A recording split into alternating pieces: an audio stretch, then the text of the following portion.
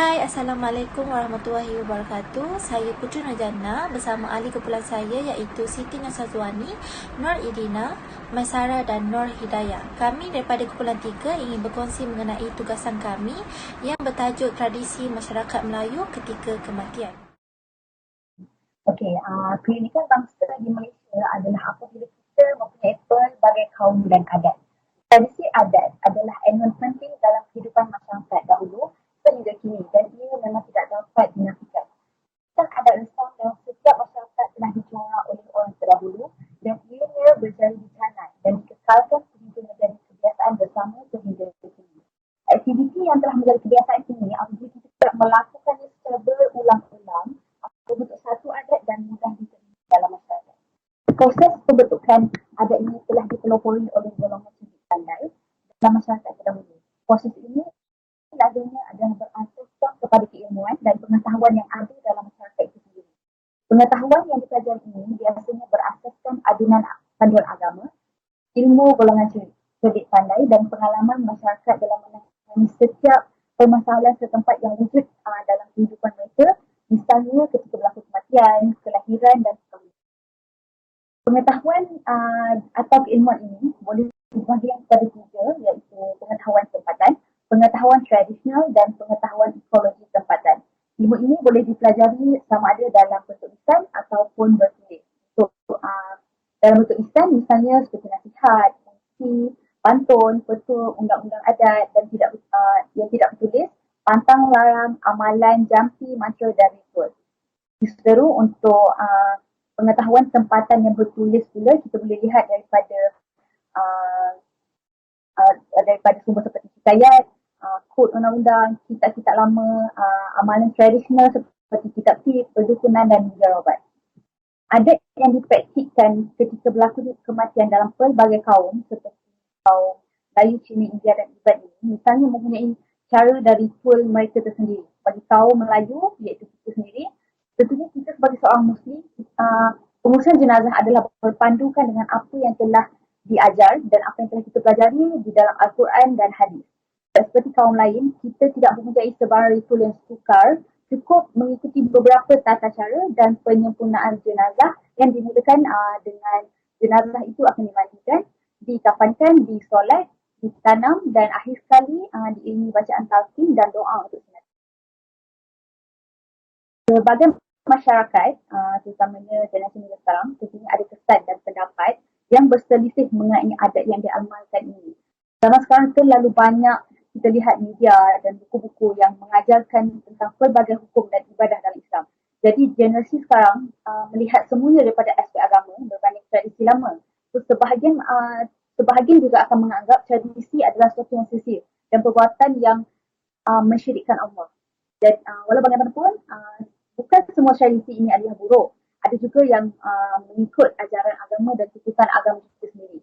Dan perbuatan syirik ini boleh dilihat jika amalan ataupun adat tradisi itu melibatkan barang-barang atau pantang larang yang pelik dan tidak masuk akal. Dalam kajian ini, kami ingin melihat sejauh mana masyarakat sekarang berpegang teguh pada tradisi lama dan percaya semua pantang larang ini ataupun dia tidak lagi diendahkan disebabkan kita sendiri mula sedarkan sedikit sebanyak ia ada pantang larang adat-adat ini sebenarnya bertentangan dengan apa yang dituntut oleh agama kita sendiri.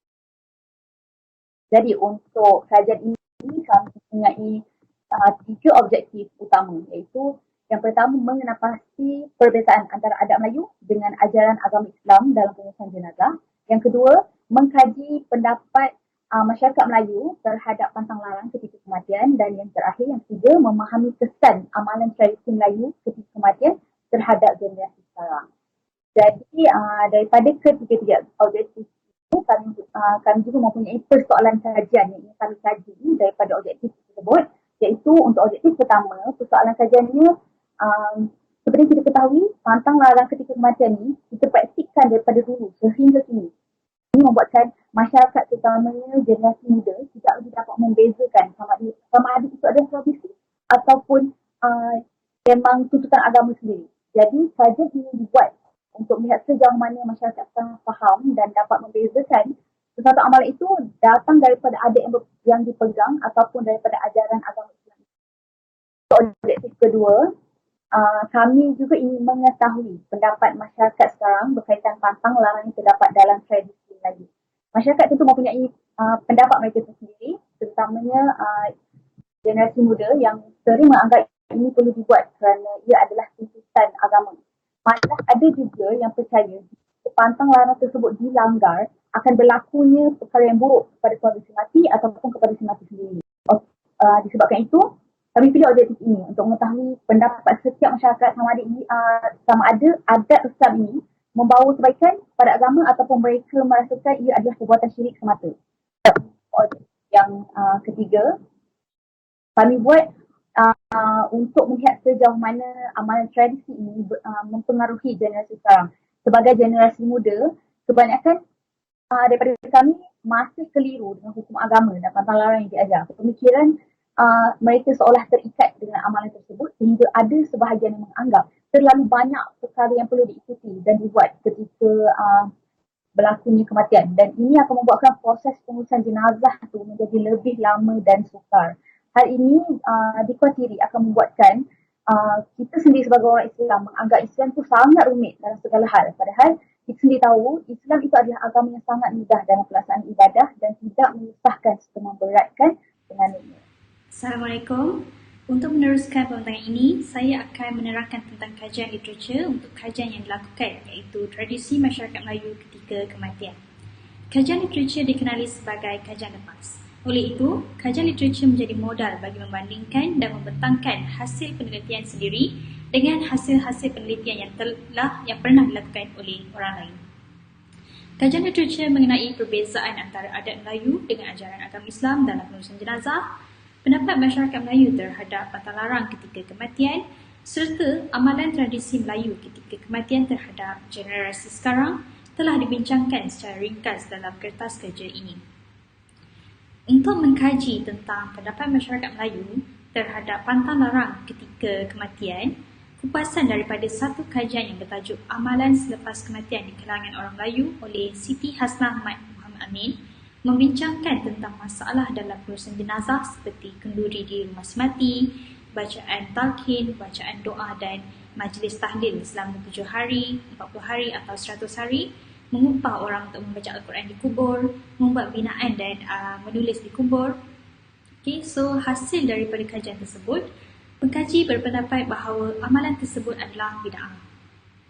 Sehubungan itu, untuk menyokong pendapat kajian yang disebutkan tadi, Nur Hamisah Ahmad Hassan dalam kajiannya yang bertajuk Adat Melayu tentang Kematian juga mengupaskan amalan-amalan yang berkaitan dengan bid'ah. Namun, di dalam kajiannya, pengkaji mengkhususkan perkara tahyul dalam urusan kematian seperti pelangi tidak berbentuk bulatan di cakrawala yang menandakan ada raja yang sakit atau mati, bunyi burung hantu yang menandakan seseorang akan mati, serta wanita yang mati disebabkan kelahiran anak akan menjelma sebagai pontianak. So, untuk menyimpulkan kajian tersebut, pengkaji menegaskan agar segala amalan yang mempunyai unsur kerafat harus ditinggalkan. Okay, so, secara umumnya, Islam tidak melarang sesuatu ilmu atau amalan sekiranya ia masih tidak bercanggah dengan prinsip-prinsip ajaran Islam serta tidak melanggar batas-batas yang telah digariskannya. Namun, jika terdapat sesuatu ilmu atau amalan itu bercanggah dengan apa yang telah digariskan oleh syariat Islam, maka masyarakat Melayu ditegah daripada mengikuti dan mengamalkan amalan tersebut. Sehubungan itu, masyarakat Melayu juga boleh mempraktikkan adat dan kepercayaan yang diwarisi turun-temurun daripada nenek moyang jika amalan tersebut tidak bertentangan dengan akidah dan syariat Allah. So, memetik daripada sebuah kajian yang berjudul Amalan Khurafat dan Islam oleh Intan Nur Syahada, seperti pengkajian lain, tulisannya berkaitan dengan kepercayaan masyarakat Melayu terhadap pantang larang yang diamalkan dalam adat kematian, seolah-olah mengadaikan bahawa ketentuan hidup manusia bergantung kepada manusia yang lain. Namun, akidah Tauhid menuntut keyakinan sepenuhnya bahawa hanya Allah SWT yang berkuasa menentukan setiap sesuatu yang berlaku di alam ini. So, dengan itu, pengkaji mengemukakan pandangan beliau agar masyarakat Melayu sentiasa optimis dan bersangka baik dengan segala apa yang berlaku seperti yang telah diajar dalam Islam. Okay, so di samping itu, untuk memahami kesan amalan tradisi Melayu ketika kematian terhadap generasi sekarang, kupasan daripada cabaran dan pemantapan budaya Melayu dalam penerusan tamadun Melayu oleh Fairuzah Basri, pengkaji mendapati kelemahan jati diri merupakan cabaran dalaman untuk mengekalkan amalan tradisi Melayu. Hal ini kerana kajian mendapati masyarakat Melayu kini kurang memahami susur galur bangsa dan budaya Melayu dalam gagasan sejarah yang panjang dan berkesinambungan. Okay, so lantaran itu, pengkaji mengatakan kepentingan rasa sayang kepada masyarakat dan bangsa untuk melahirkan rasa ingin mempertahankan budaya dan warisan bangsa yang telah menjadi corak tamadun. Sebaliknya, satu kajian lain yang dijalankan oleh Richard Dwi Novitasari dalam kajiannya yang bertajuk Lunturnya Adat Istiadat dan Sosial Budaya di Era Reformasi berdasarkan unsur Pancasila juga menekankan bahawa adanya adat istiadat dapat dijadikan sebagai acuan untuk saling menghargai dan menghormati baik budaya antara satu sama lain. Meskipun demikian, pengkaji mendapati di era globalisasi ini ramai masyarakat melupakan tentang adat istiadat. Okay? So, namun, satu kajian yang bertajuk Amalan Penerusan Jenazah dalam Masyarakat Melayu, Adat atau Sunnah Kajian Hadis Nabawi oleh Muhammad Khairul Nazif mendapati bahawa terdapat satu permasalahan pada hari ini di kalangan masyarakat Melayu, iaitu terdapat banyak kekeliruan dan amalan-amalan yang tidak berlandaskan syariat Islam dan sunnah Rasulullah dalam pengurusan jenazah. Hal ini sehingga memberi kesan kepada setengah individu atau institusi yang mengambil kesempatan ini untuk menjadikan bidang pengurusan ini sebagai perniagaan. Disebabkan oleh faktor-faktor yang tidak berasas ini, pengurusan yang pada zahirnya perlu disegerakan dan dipermudahkan telah menjadi sulit dan memakan masa yang lama sehingga membebankan keluarga semati dan mereka juga terpaksa untuk menanggung perbelanjaan yang tinggi. So, di samping itu, kekeliruan ini juga berlaku kerana banyak terpengaruh dari adat resam yang telah lama bertapak dan dipraktikkan di kalangan masyarakat Melayu. Okay, itu sahaja daripada saya telah menerangkan tentang kajian literatur untuk kajian ini. Terima kasih. Kini saya akan terangkan tentang metodologi kajian. Reka bentuk kajian ini kami menggunakan kajian kajual. Kajian kajual memberikan tumpuan kepada analisis situasi ataupun masalah, khususnya untuk menerangkan corak hubungan antara pembeli ubah. Populasi pendidikan ini adalah kesemua pelajar para siswa sepenuh masa dan juga separuh masa di Unicap Business School pada sesi 2020 dan 2021. Jumlahnya adalah sebanyak 2,783 pelajar. Dan saiz sampel kami adalah sebanyak 50 pelajar yang akan dipilih secara rawak daripada populasi kesemua pelajar di Unicap Business School. Soal selidik dibagi kepada 3 bahagian, iaitu bahagian A mengandungi soalan demografik tentang responden yang merakami 4 soalan. Bahagian B pula adalah soalan menggunakan skala, iaitu ya ataupun tidak, kerana ia sesuai untuk mengenal pasti sama ada pelajar itu tahu atau tidak tahu tentang perbezaan antara adat Melayu ataupun ajaran agama Islam. Manakala bahagian C pula adalah kami menggunakan teknik pengukuran skala interval untuk mengenal pasti dua pembela buah. Setiap soalan mengenai skala interval daripada sangat tidak setuju, neutral, setuju dan sangat setuju. Jenis kaedah pengumuman data yang kami menggunakan adalah kaedah tinjauan. Sumber yang kami menggunakan untuk mengumpul maklumat adalah kaedah tinjauan internet. Kaedah tinjauan internet adalah salah satu kaedah yang banyak digunakan pada hari ini kerana teknologi mula berkembang. Tinjauan internet ini boleh dilakukan di mana-mana sahaja dan pelbagai cara, antaranya Google Form dan juga email. Dan kami menggunakan Google Form dan mengedah menggunakan aplikasi WhatsApp kerana mudah untuk responden diakses oleh responden di mana-mana sahaja. Jawapan soal selidik dianalisiskan menggunakan statistik deskriptif seperti kiraan kekerapan dan juga peratusan. Untuk menganalisis data, kami menganalisis data kami menggunakan hipotesis dan kemudian membandingkan dengan data yang telah dikumpulkan. Baiklah, sekarang saya akan menerangkan mengenai kelebihan dan kelemahan tugas saya mengenai tradisi masyarakat Melayu ketika kematian. Jadi, apa kelebihan yang kami dapat daripada tugas yang diberi adalah yang pertama, dapat memperoleh pengetahuan yang baru di mana kami sekumpulan dapat mengenal pasti antara perkara yang betul dan perkara yang salah yang telah dilakukan oleh nenek moyang terdahulu. Yang kedua, dapat membezakan dengan lebih tepat antara ajaran agama Islam dengan adat istiadat Melayu.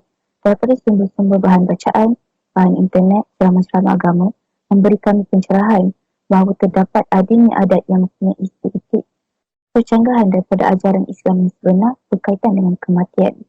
Antara contoh ialah menghias kubur, mengadakan kenduri selama 7 hari, 40 hari dan 100 hari. Selain kelebihan, terdapat juga kelemahan dalam menyiapkan tugasan ini di mana kami mempunyai kesukaran untuk berhubung antara satu sama lain. Disebabkan tempat tinggal yang kami yang berjauhan, kami hanya dapat menghubungi antara satu sama lain melalui meeting di dalam Microsoft Teams dan juga hanya melalui WhatsApp group sahaja. Selain itu, perkara yang sentiasa terjadi di mana kami menghadapi masalah internet yang akan melambatkan lagi proses kami mencari maklumat, berkongsi idea dan berbincang. Kami juga menghadapi kesukaran untuk mendapatkan responden bagi soal sedikit yang kami sediakan. Berkemungkinan terdapat setengah pihak yang merasakan kesukaran untuk menjawab soal sedikit kami, di mana ini tentang soalan mengenai adat dan juga tentang kematian. Ataupun ada juga antara mereka yang merasakan soalan yang dibuat adalah sedikit sukar untuk difahami ataupun sedikit mengelirukan. Sekian daripada saya mengenai kelebihan dan kekurangan tugas saya. Jadi, kita sudah sampai ke penghujung video. Sebagai kesimpulan yang kami dapat melalui hasil kajian ini adalah pantang larang dalam kematian agama Islam yang tercipta yang telah diamalkan oleh masyarakat dahulu terhasil atas faktor dan sebab-sebab tertentu dan merupakan salah satu daripada kepercayaan golongan lampau berkaitan adat dan budaya barisan dari zaman nenek moyang kita. Islam merupakan sebuah agama yang mempunyai sistem hidup yang lengkap merangkumi pelbagai aspek kehidupan. Berdasarkan kajian ini, ia menunjukkan bahawa Islam sangat menghormati adat dan budaya suatu masyarakat dengan syarat ia tidak bertentangan dengan syarat seperti unsur yang merupakan amalan karut dan bertentangan dengan ideologi Islam seharusnya tidak boleh diterima pakai lagi. Oleh itu, sebagai sarana untuk mengelakkan berlaku sesuatu perbuatan yang membawa kepada perbuatan syirik adalah ahli keluarga mestilah memainkan peranan yang penting dalam mendidik anak-anak dan cucu mereka bagi meneruskan adat semasa dan selepas kematian ini disusun atur dalam paksi yang betul mengikut syariah dan tidak bercanggah dengan apa-apa yang dilarang sama ada daripada Al-Quran dan juga Al-Sunnah. Selain itu, peranan media massa seperti drama Melayu harus mengurangkan tayangan yang berkaitan kematian seperti meratap di depan jenazah kerana secara tidak langsung penonton akan merasakan bahawa perbuatan meratap merupakan perkara biasa ketika berlakunya kematian, lebih-lebih lagi apabila perginya orang yang kita sayang. Yang pergi akan tetap pergi berjumpa ilahi apabila sudah sampai waktunya. Yang hidup akan terus hidup dan jika yang hidup sayang pada si mati, tidak perlulah meratap dan meraung atas pemergiannya. Malah ada yang mengadakan kenduri hari ketiga, hari ke-44 dan hari ke-100 di mana sekadar mendoakan yang baik-baik untuk si mati dan sedekahkan bacaan Al-Fatihah dan Yasin kepadanya juga sudah mencukupi. Oleh itu, sebagai umat Islam, kita sewajarnya menginsafi apa yang berlaku dengan qadar dan qadar Allah yang wajib kita terima dengan perasaan sabar dan redha di samping tidak terlatar sama ada ucapan, perbuatan dan juga itikad yang pelik yang membawa kepada tidak tepatnya mengikut ajaran dan syariah Islam. Kerana Islam itu agama yang sangat indah dan mudah. Itu sahaja daripada kami. Assalamualaikum.